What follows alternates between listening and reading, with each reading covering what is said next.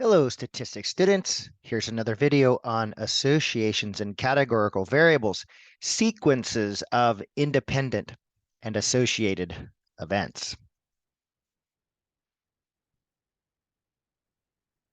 A common challenge in probability is to find probabilities for sequences of events.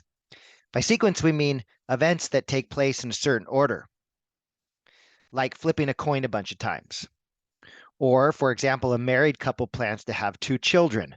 What is the probability that the first will be a boy and the second a girl? When dealing with sequences of events like this, it's helpful to determine first whether the events are independent or associated. If two events are associated, then our knowledge of conditional probabilities is useful. And we should use probability rule 5b,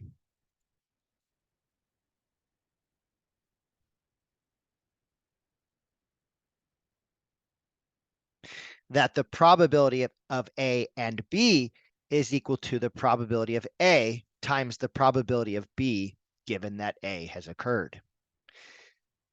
But if the events A and B are independent, then we know that the probability that B occurs, given that A has already occurred, is equal to the probability of B. They're independent of each other. So we know that knowing that A occurs, the probability of B is not going to change. So then this rule would then become the probability of A and B equals the probability of A times the probability of B. And this formula is often called the multiplication rule. This is quite a useful rule. So it says that if A and B are independent events, then if these events happen in sequence, the probability of A and B occurring is just equal to the probability of A times the probability of B. So now let's focus on independent events for the moment.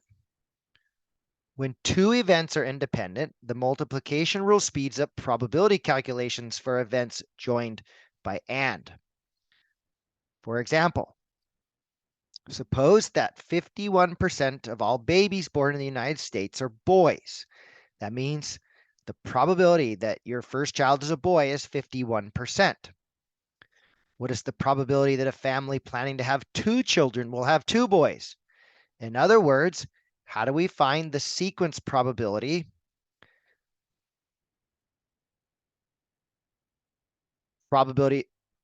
Probability of a first child is boy and second child is boy.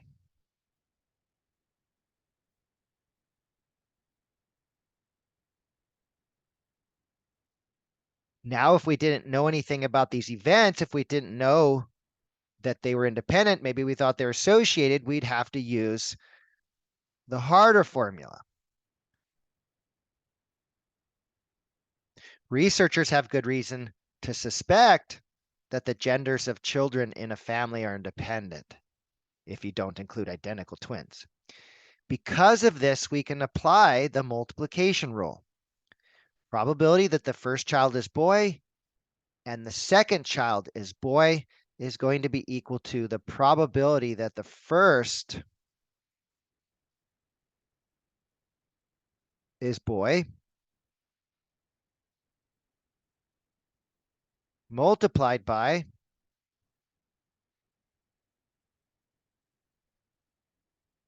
the probability that the second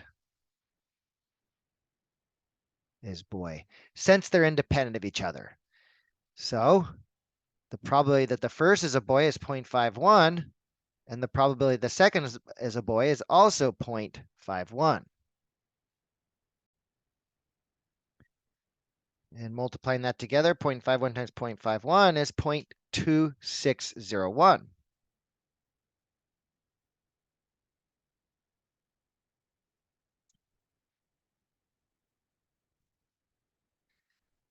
The same logic could be applied to finding the probability that the first child is a boy and the second is a girl. These are independent events of each other, so we take the probability that the first is boy and multiply by the probability that the second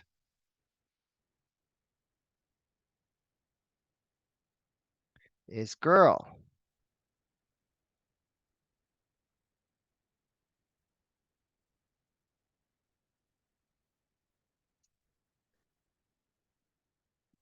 Point 0.51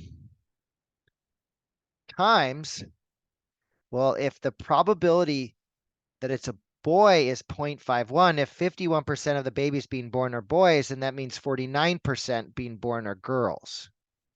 It's one or the other. So we multiply this by 0.49, and the probability that the first child is a boy and the second is a girl is 0.451 times 0.49, which is 0.2499.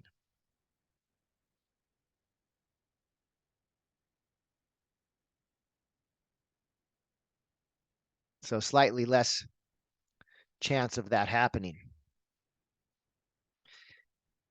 So the sequence of independent events using the and, we just multiply by the individual probabilities.